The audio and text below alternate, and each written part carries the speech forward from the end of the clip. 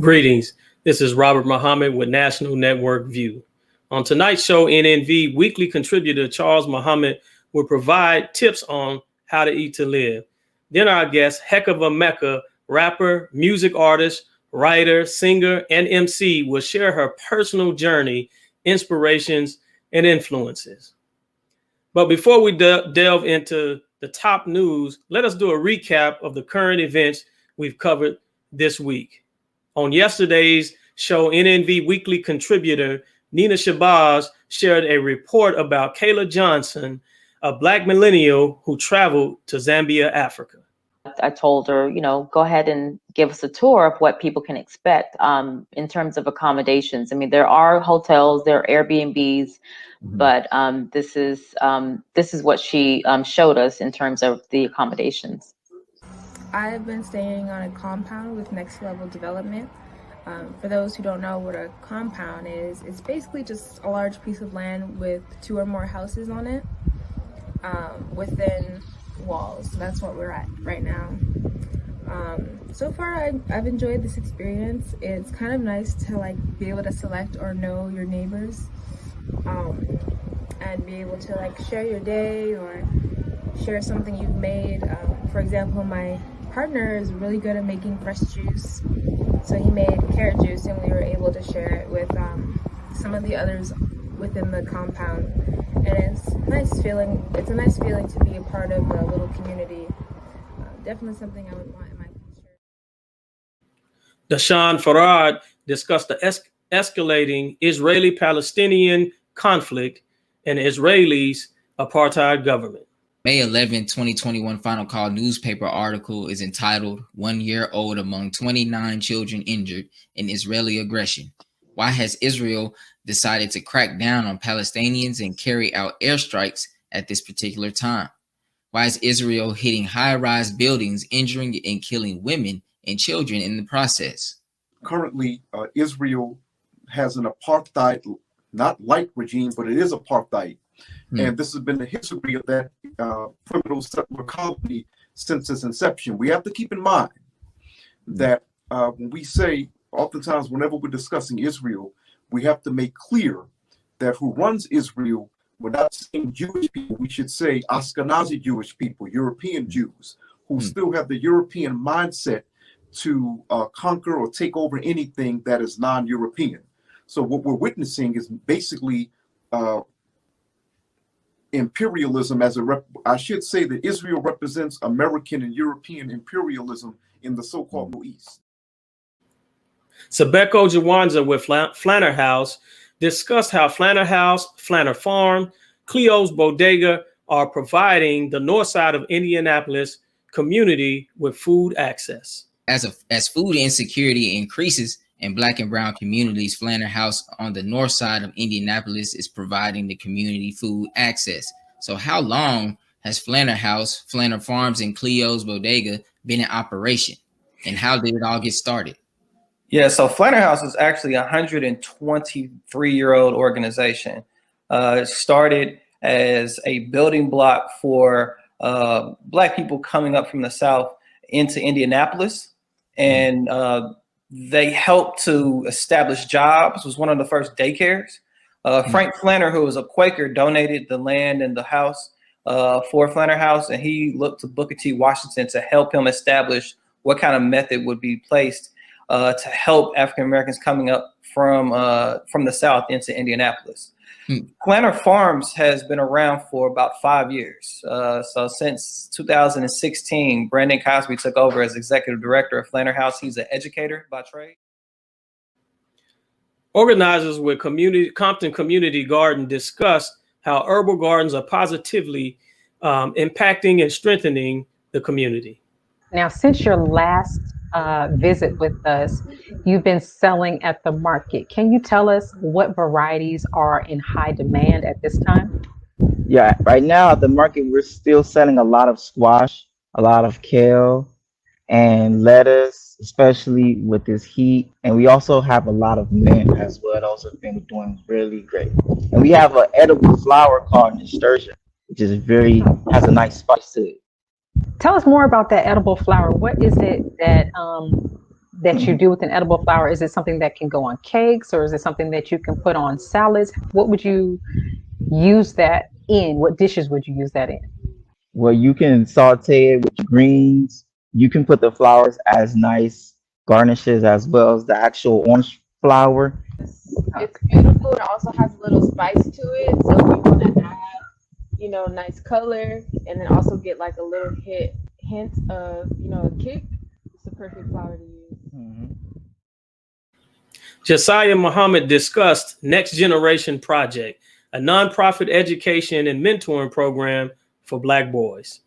You service a number of needs, and you mentioned some of those needs already. One of the things that I took a look at, and of course I went to your website, was the fact that you have an educational program. What qualifications need to be met in order to take advantage of this program? It varies. Okay. A case point example for like George Washington Carver, those students were selected. But at the same time, you know, as the program evolved throughout the school year, students were added in. As far as the like what requirements they look at more per se, they do look at risk youth. They do look at, even though you're not at risk, some students that are exceeding well in school, but they are lacking in vision. So we help out with those as well. And yeah, it varies. NNV Weekly contributor Dr. Keeley discussed the state of mental health in America during the COVID-19 pandemic. What are the statistics saying about the state of mental health in America? Wow, they actually are saying some very negative things. We've had an increase in just about every aspect of mental health issues in this country. We're talking about depression, anxiety, drug use, suicide, domestic violence, murder, a lot of cases of police being called for disputes that has significantly increased during this pandemic, which is tied to the overwhelming nature that this pandemic has had on the public. There are, of course, aspects of the society which we know are failing. And there are aspects of this society that are so demonic and so full of debauchery that the people in general are not satisfied. Nefa Freeman with Black Alliance for Peace discussed the Pan-African Community Action Plan. What are your views on the International Commission of Inquiry's recent panel on systemic racist police violence? Mm-hmm. Well, we concur with the findings. The finding of this commission was that this is tantamount to crimes against humanity, and that the finding was that the United States, well, the police departments, which I think, you know, we might have a little issue there in terms of how we get redressed, but police departments need to become under investigations of the International Criminal Court, which we don't disagree that there's a lot of egregious things police departments do. It's just a matter of how we look at getting redressed and how that is. We believe that it's the collective humanity, the collective masses organized and making the most the challenges, demands that directly address our condition is really what's needed. I think these bodies, you know, while it's very good and it exposes things and gives us political education around and gives us rallying points for campaigns, I don't know how much power they would have to actually, you know, enforce anything. Darius Martin with the Man Up program shares how the program is connecting with Black youth, exposing youth to positive role models, and teaching life skills and strategies for success. Now, what are some other topics that you cover in your mentorship program? I know you said we're working to give them a different idea of what a Black man is supposed to do and be. What are some of the other things that you might touch on with these young men? Well, knowledge itself is number one. Sometimes that entails a lot of things. So some of the 6, 7, 8, 9-year-old boys that's in the group, we teach them how to keep their pants up, how to iron their pants, how to look men in the eye when they're shaking their hands, how to open the doors for their mother. We're going all the way back to the basics with the young brothers. This has been missing in their household. This has been missing in their community. They don't identify with it. And some of the older teenage boys, we teach them how drugs became available to us and how they can take that same energy that they put into that, put it into anything that you can do for self. You don't have to just be on these streets. NNV News anchor Willie Muhammad spoke to Eric Muhammad and Quran X about the International Olympic Committee's ruling to ban certain apparel from being worn during the Olympic ceremonies and its potential impact. So what are your thoughts about the IOC's decision to ban any apparel being worn during the ceremonies and on the podium? We find out that the IOC has a committee of over 103 members. And out of the 103 members, there are also an additional 45 honorary members. But going further, there are 2 members above the honorary status, and they're called honored members. One of those members, we find out, is a name that's very familiar to us, Henry Kissinger. So the question becomes, what is the mindset that's behind this whole entire international organization? For those who don't remember, Henry Kissinger was the Secretary of State. It was the Nixon administration. And so he wrote what was called then the NSSM 200 report.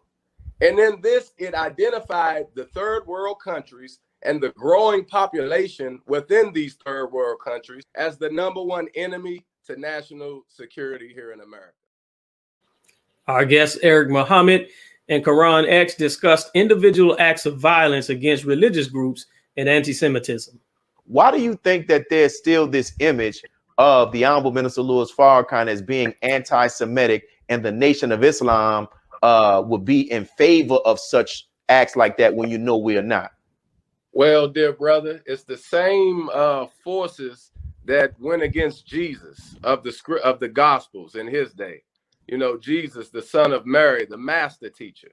When he walked the highways and the byways, healing the people and teaching the people, there were those who they were called or styled as scribes in the Bible. And they would say all manner of evil against Jesus.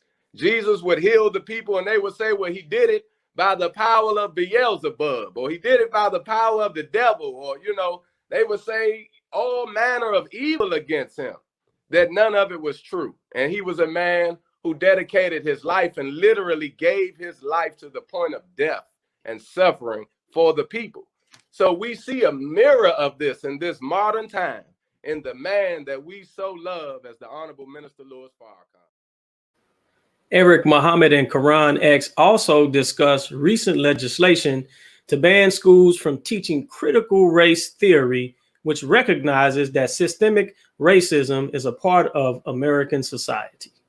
Should critical race theory be included as part of the educational curriculum in America? Well, first of all, what are we talking about when we say critical race theory? Right? It's a social construct. It was developed. The term was coined by a legal scholar named Kimberly Crenshaw, who coined the term CRT, right? And she notes, or he notes, that it is a noun.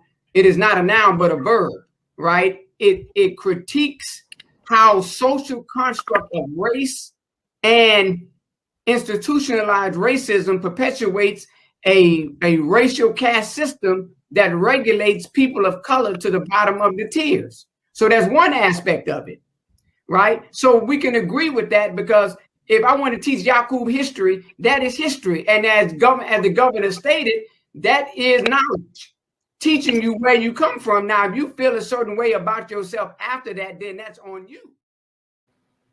Let us pause for announcements from our sponsors. When we return, Hecava Mecca will share with us her musical journey. We'll be right back. Be a part of the force that powers truth in journalism. Your support helps us to highlight solutions for a brighter tomorrow. Go to nnvnews.com/donate. Asiatic Minds, online education, helping our children to discover their God-given skills, gifts, talents, and passion that will allow them to see their greatness, as well as the greatness of our people, and upon discovering that greatness, infusing them with the desire to use it for the betterment of themselves, their families, our people, and the world. Call now, 502-219-4848. This is Sister Sajda Muhammad. We are proud to announce that the Sajda House commemorative Elijah coins are finally here. This priceless heirloom, made from recycled copper from the messenger's home, is now available at sajdahouse.com. The hashtag Bank Black social media campaign made strides not only in revolutionizing how we bank, but also how we think. The movement inspired thousands of African Americans across the country to transfer or deposit millions of dollars into Black-owned banks. These are banks that will invest in urban communities, employ African Americans, support Black businesses, and inspire Black home ownership. This is a very proud moment for our culture as we are taking small, but significant, steps towards building Black power through Black wealth. Thank you for tuning in to NNV News. Please share your thoughts with us in the comments section below. Follow us on social media at NNV News, and please subscribe to our YouTube channel, National Network View. This is Clifton Muhammad with NNVnews.com.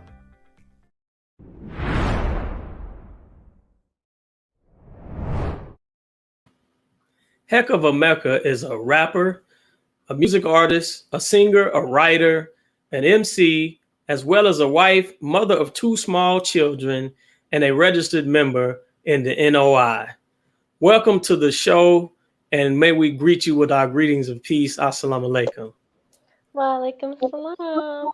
We're honored to have you on this great Friday, and we just wanted to get right to the point to show so that you can take our viewing audience on a journey with your career. First question to you is, you are a multi-talented rapper, music artist, singer, writer, and MC. What is the title of your latest rap music release? What are a few examples of the rap songs and music that you have performed and written? Ooh, excuse you. Well, first of all, thank you so much for allowing me on your platform. I'm so very grateful. Alhamdulillah. Bismillahirrahmanirrahim. It's my very first album I've ever dropped, and it is entitled Young God. When you say examples, what do you mean? Like, what are the names of the songs, or like, you want some bars, or? Yeah. Yes. What are some of the names? Some of the names. So one of them is Young God, which is actually like the song of the album, and then one is called Joshua, which is dedicated to the Alma Minister Louis Farrakhan, and I have another one called Reflections, and Mind of a Rebel, Gossip. So. Well, great. As many artists and singers, there's a big aspect of what you all do as recording artists called collaboration. And I'm sure that you have collaborated with several music artists and appeared in videos. Who are some of the music artists that you had the opportunity to collaborate with? I collaborate with the brother Hashim quite often. I've also collaborated with the brother Danique. The song hasn't been released yet. But in the nation, I haven't really collaborated with too. I'm sorry. That's okay. I haven't really collaborated with too many artists inside of the nation as of yet. Most of them have been outside of the nation, or it was before I even came into the nation that I had most of my collaborations. Okay. Well, share some of those with us if you don't mind. The names? Yes. Some of the artists that you've collaborated with. Yes, sir. One of them is Prophecy, Savvy Bravado, Be Ready, um, Peer. Um, I really can't remember everybody. Well, that sounds very versatile. And so let's switch gears a little bit here. A little bit about your history. You grew up in Akron, Ohio. In Akron, Ohio, growing up, what type of music did you listen to, or were you exposed to? My mom was very versed in the type of music that she listened to. So we listened to hip hop one day, then we listened to R&B, we listened to bluegrass, we listened to classical music. So I grew up with a lot of different types of music, but the main one that stuck to me was definitely R&B and also classical. Well, in the genre of R&B, share with us who were some of your favorite artists. Some of my favorite artists are Erykah Badu and Lauryn Hill, Jill Scott. Um, a little further up the timeline is Janae Aiko. That's about it. Wow. So I can imagine what type of music that you and what type of talent that you put into your writing that you have to present to the world. So again, we're honored to have you on here. And you remember where you had an opportunity to share, once you blow up and get very, very big, it's hard to access you. We see that you are a very successful mother, being one of the greatest roles of our society. At what age did you decide to become a rapper and a music artist? And what was the name of the musical group that you were a part of? And how long were you with that group? Well, I actually always knew that I was going to do music even as a child. But my idea of the type of music that I was going to do was definitely not rapping, nor like being a recording artist. I thought I was going to be on Broadway doing opera or playing in a symphony because I also play instruments. Um, so that's what I thought, but it wasn't until my 12th grade year of high school that I was actually asked to be a part of a singing group. It was a pop group. I was the only black person in it. I was the singer and the rapper in the group. But I was with that group from 2012 until 2013. It was the group was called Like We Said. Okay. So right now we don't understand and we know that you are a solo artist. Why did you leave the musical group to become a solo act? Well, I left the group because it was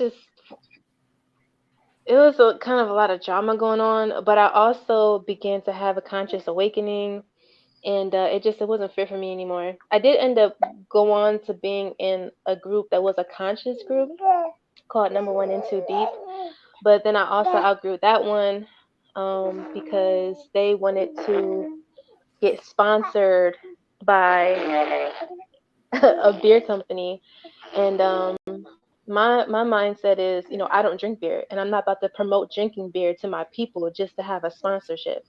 So I cut ties with that, and that was in 2000. That started in 2013, and it also ended like the very beginning of 2014. So it wasn't very long. Nothing more powerful than an artist with principles. So question to you, what are your future musical goals? My future musical goals, it definitely exceeds just being an artist. My ultimate goal is really just to be a role model to young girls. I mean, in a sense, and young boys. So young boys can have if they don't have a MGT in the household, they have something to look up to see what type of woman they should be searching for. They should be looking for, and Malachi, and for the young girls also, just to have that example put forth before them, and to know that being righteous isn't lame, it's not whack. You can still be cool and you can do the right thing. That's You right. can still be cool and have morals. You know, so that's really my main goal as a music artist, is to be a role model. Okay. Absolutely. In addition to being a rapper, a writer, an MC, you are a wife and a mother, two small children, as well as a registered member of the Nation of Islam. Question to you is, how do you juggle the responsibilities of a wife, mother, MGT, and also a successful music career?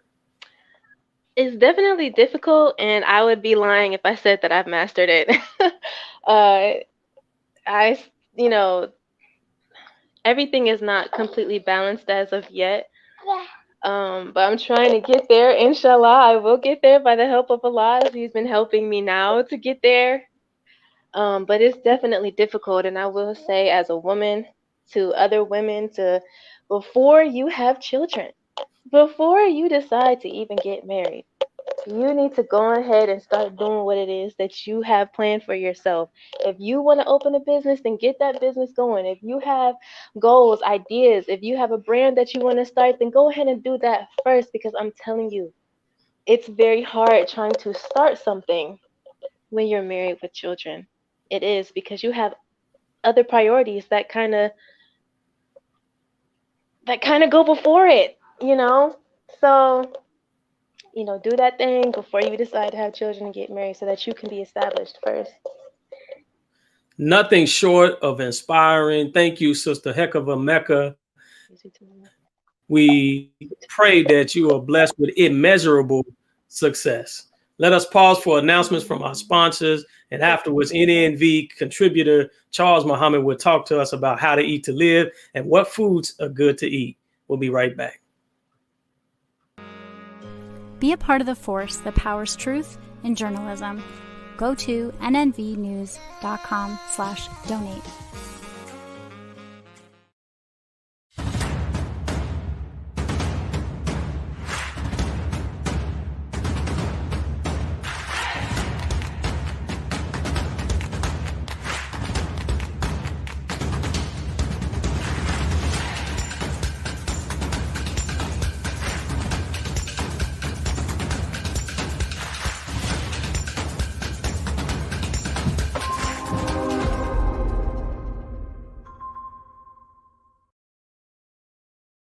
Worldwide, 24 hours a day, 7 days a week. Download the Final Call radio app and take us everywhere. On your phone, on your computer, on your tablet, on Instagram, Facebook, and Twitter. You can also log on to finalcall.com and click the Listen Live button, or finalcallradio.com. Final Call Radio, the official voice of the Honorable Minister Louis Farrakhan and the Nation of Islam.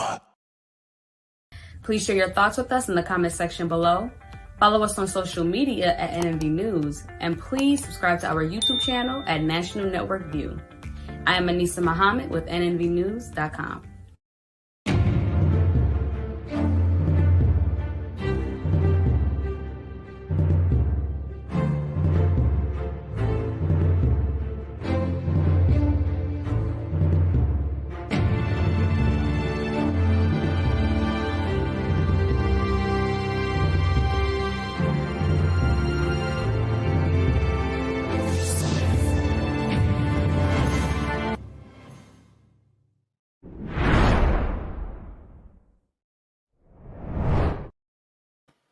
The Honorable Elijah Muhammad advised us of how to eat to live, including the proper foods to eat and the proper foods to store in our homes. Joining us again this week, weekly contributor to talk to us about how to eat to live, Charles Muhammad. Assalamu alaikum, my brother. Walaikum salam. Thanks for having me. And thank you for coming on every week to edify our viewing audience with aspects of how to eat to live. You know, Brother Charles, last week you mentioned something. You mentioned last week that beans are not good for us to eat. But why do Muslims promote the navy bean? Well, the Honorable Elijah Muhammad had a teacher, and he said that he met with God in person, Master Fard Muhammad. And Master Fard Muhammad was the teacher who told him what specific beans to eat. And he said he advised no bean except for the small white navy bean. and he said that he described no other being.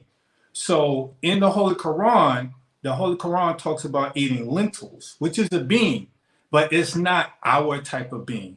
There are some of us who are promoting vegetarianism, which is proper. But when you go down that path, you're going to run into these obstacles of of trying to avoid eating the foods which are the navy bean, I'm sorry, you are trying to avoid the foods other than the navy bean, which Allah calls forbidden foods, because there's beans that have lectins in it, and lectins are poison. Like we said last week, beans are seeds. They want to be planted, not put on a plate. So when you have these beans and you want to try to make them into a food, the beans are telling you, look, I'm going to poison you when you try to eat me. So the way to try to get out the lectins in the other beans is that we have to soak them 24 hours, and then we have to boil them for another 8 hours. That lessens the lectins that are in beans. So you're trying to deactivate a bomb. But as you see on the screen here at the bottom, it says, in addition, this scientist who did studies on this small white navy bean, he said it does not possess the detectable levels of active lectin in it. Therefore, it doesn't have the same concerns as other beans. So the Muslim followers of the Honorable Missile Farrakhan, as before down Elijah Muhammad, we promote the navy bean, not these other beans that could literally give you gas and blow out your stomach. All right. So what are some things that makes the navy bean so special? All right, this is the fun part. I do a presentation in an orientation class here in New York City. And when it comes to the navy bean, I try to make it more relatable by making it very simple, but also fun. So I perused the internet and I came across this website that was promoting foods to store up just in case there's a nuclear holocaust, all right? So on that list, number 4 was the navy bean. And it said that it had a significant amount of iron and iodine. So I like to correlate that with the story of Godzilla. I know it's weird, but just follow me. In 1945, the United States of America in World War II dropped 2 bombs on Japan, in Hiroshima and Nagasaki. So that destroyed the island nation of Japan, right? It irradiated the water, the food, the air, and caused an irradiated environment for the people. So Godzilla has over 40 movies in its movie iconography, all right? And we're always wondering, why there's so many movies of Godzilla? Because Godzilla is a secret message to the Japanese people to remind them what happened to them in 1945, right? So the joke is on us because we haven't learned the message that the Japanese have learned, because right now, the Japanese have over 80,000 centenarians, right? A centenarian is a person who lives over 100 years old.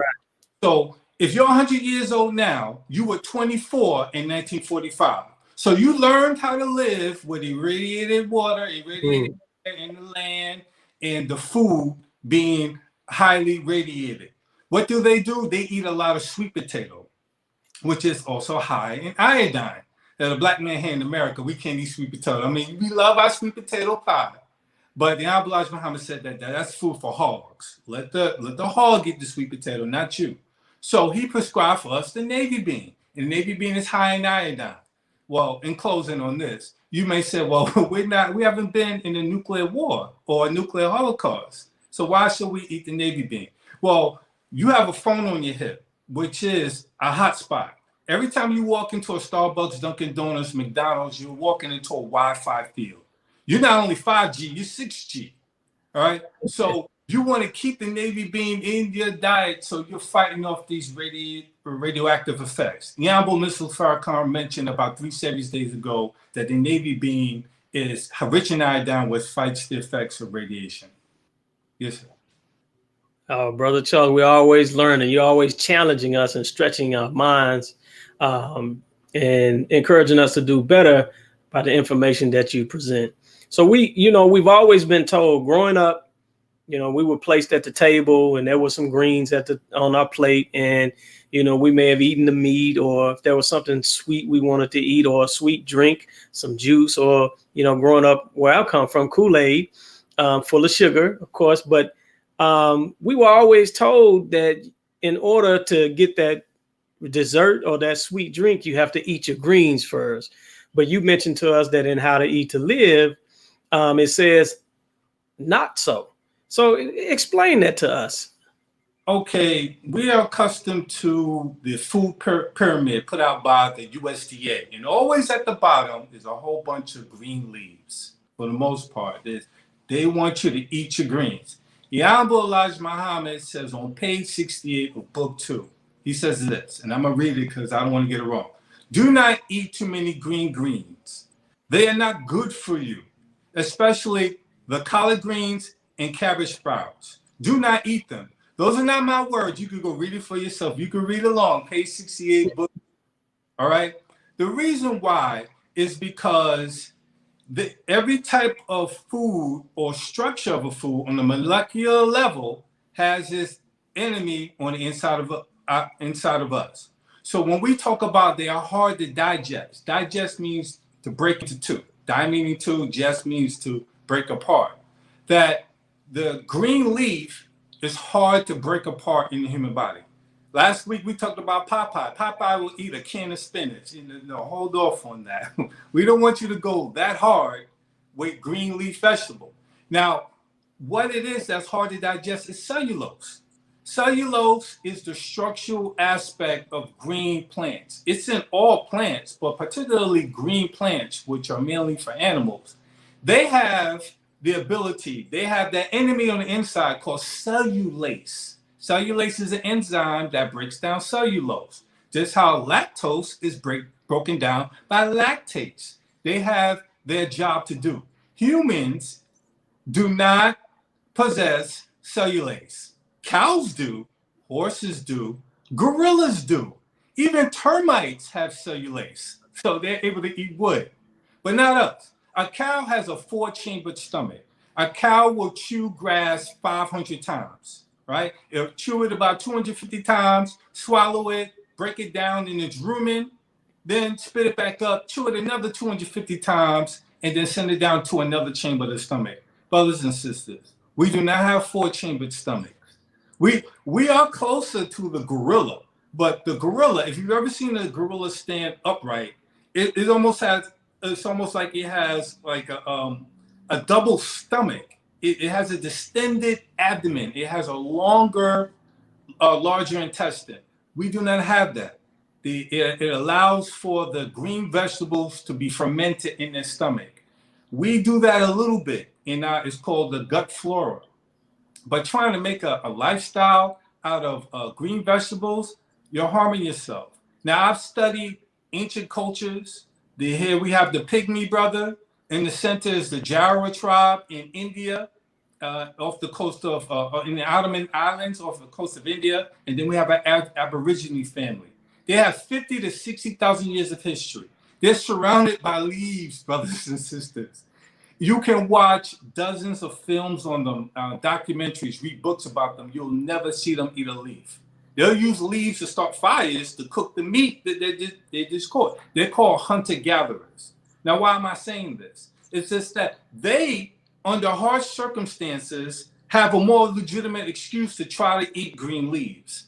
But they won't, and they don't. They'll make a house out of green leaves. So you're thinking you're going to find a cooking channel with green leaves, and you'll find this whole house with them. They're building a structure. So it's better for us to leave the green leaf as a garnish. If you want to, put it on the side, you can do that.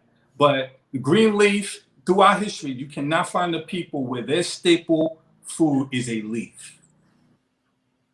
Thank you, Brother Charles. Now, this next thing that you mentioned, next question, angered a lot of people. You mentioned no nuts. And nearly every designer diet or healthy diet that's brought before the human being on the planet they invite you to eat nuts. And so this makes a lot of people upset when you say don't eat nuts. Why are nuts bad for you? Well, the Honorable Elijah Muhammad, he said no nuts, positively no nuts, absolutely no nuts, and no nuts whatsoever, and no nuts of any kind. When he says no nuts of any kind, that includes the wide variety of nuts, because people like to contend with you about what's a nut and what's not a nut. So I had this book. I tried to ignore it for years, but I had to get this book. Nuts are not good for humans, right? I just thought it was a no-brainer. But people will challenge you. Now, nuts will damage your digestive tract, all right? Then once again, they are seeds, all right? If you've ever seen a cashew, most people have never seen a cashew apple, all right? These are seeds of fruit. We're supposed to eat the fruit, not the seeds of the fruit. So the seeds, once again, are designed to resist digestion and to be planted, not on a plate.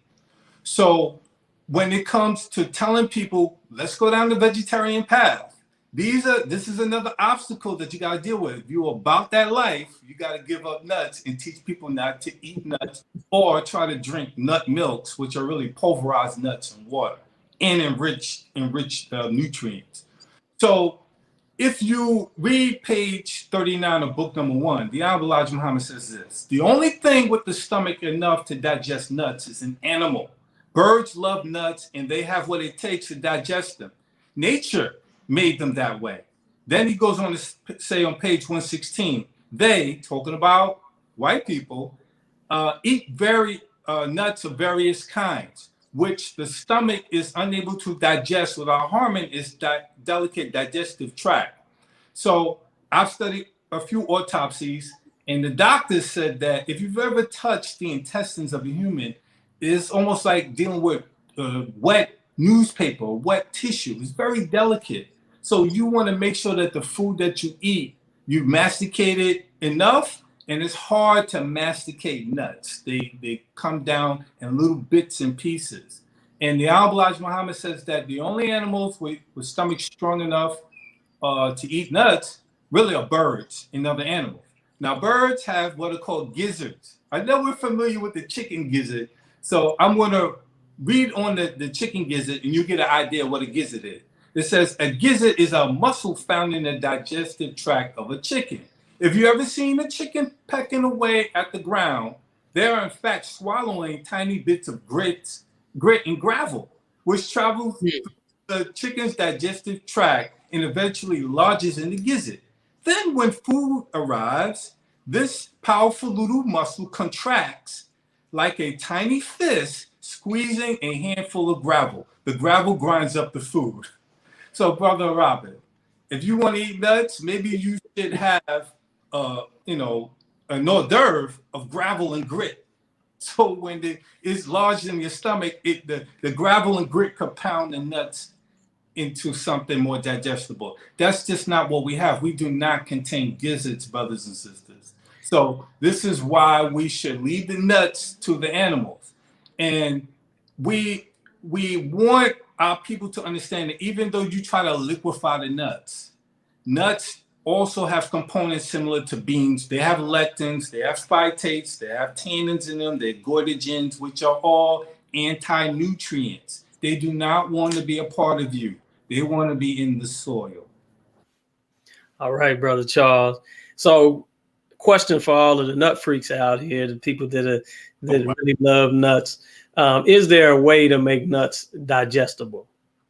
In my opinion, according to what the Honorable has blessed us with, I would say no, because the history of the nut in the United States here in America is very short.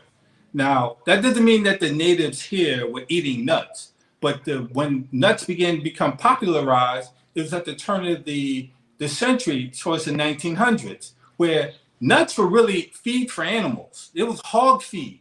That's why something that's worth nothing, they say, oh, it costs peanuts, because peanuts are worth nothing. They're easy to grow, and they're very helpful in certain instances, but they're really for animals. You know, you go to a circus, a fair, or a ball game, right?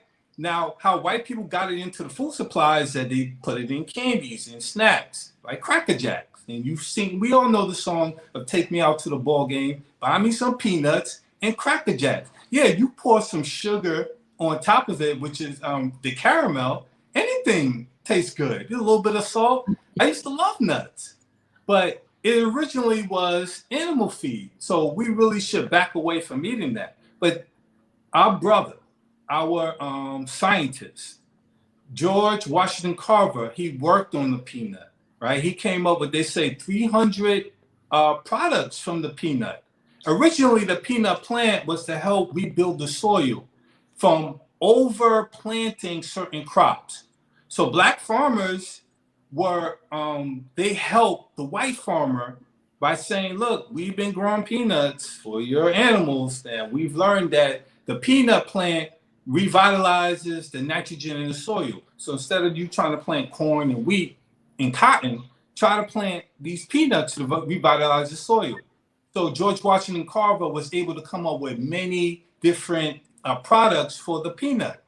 But his main work was for conservation and the proper uses of plants for people in the general life. You don't want the same types of food on your dinner table or the same type of materials that you use to build your house. They use peanut oil sometimes for paint, for lubricants for engines. Look at some of the list of items that came from the peanut. You don't want the same type of material that you use for your car to be in your food.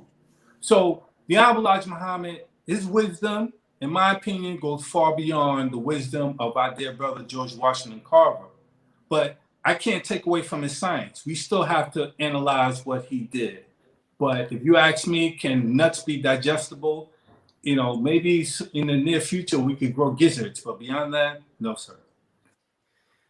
Another week of powerful presentation, powerful information from our very own Charles Muhammad by way of How to Eat to Live. Thank you, Brother Charles. Thank you, Sister Hecava Mecca, for gracing us with your presence as well. Thank you to our listening audience for joining us today and tuning in to National Network View News. Please share your thoughts with us and comment in the comment section below. Follow us on social media at NNV News. And please subscribe to our YouTube channel, NNV News. This is Robert Muhammad with National Network View News. Have a great evening. Be a part of the force that powers truth in journalism. Go to nnvnews.com/donate.